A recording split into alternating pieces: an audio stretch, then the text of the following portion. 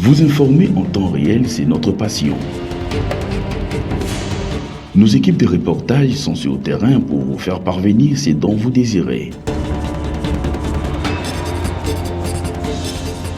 Un traitement d'information professionnelle assuré par la rédaction.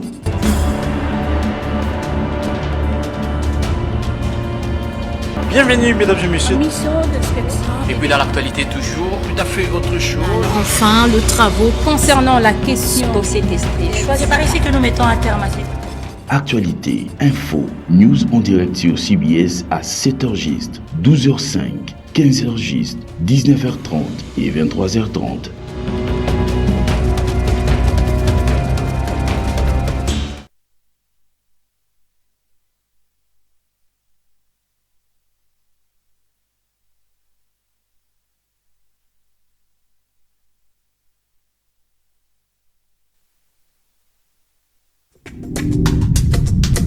Tout de suite,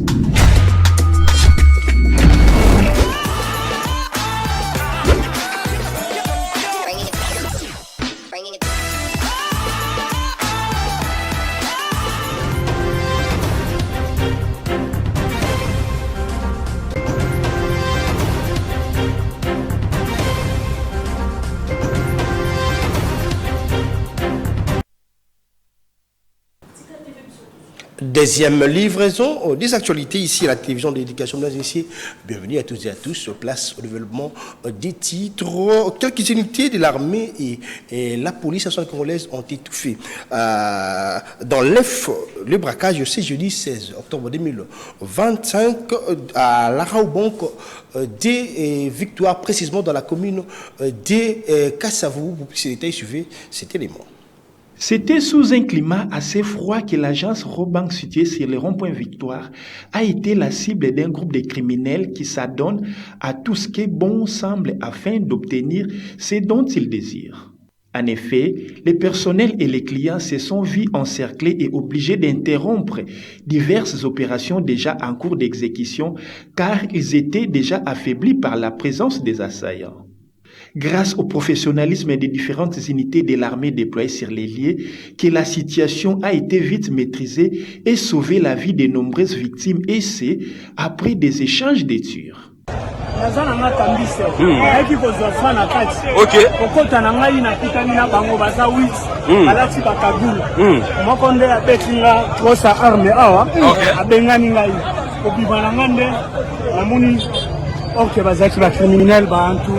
Dans un communiqué rendu public quelques heures après cet incident, l'agence Robank Victoire a salué la réactivité des autorités de la maîtrise de la situation et a rappelé qu'aucun souci de santé n'est à déplorer parmi ses personnels et les clients.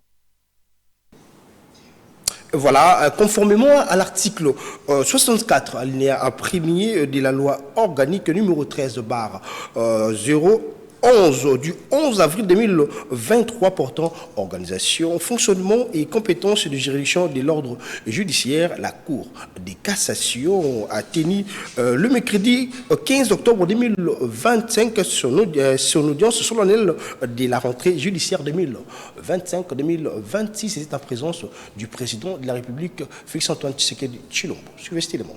Depuis ma première audience rentrée judiciaire de la Cour de cassation, j'ai fait une option.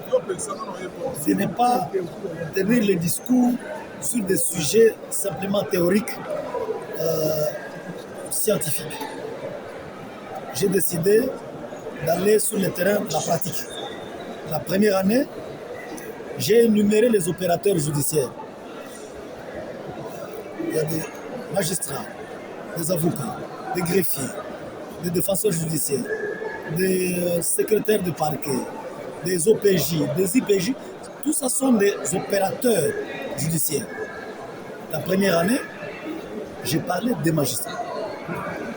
La deuxième, j'ai parlé des greffiers. Ce n'est que logique que pour cette troisième rentrée, je parle des avocats. Ils sont dans une profession libre, mais ils concourent énormément au service judiciaire, soit pour remonter la justice avec la qualité impeccable du travail, soit pour tirer vers le bas lorsqu'il s'agit des antivaleurs. Ça ne peut pas être surprenant que je parle des avocats. J'attends des avocats qui contribuent au renforcement de l'état de droit par la qualité de leur travail et qu'ils combattent des antivaleurs qui sont parmi eux.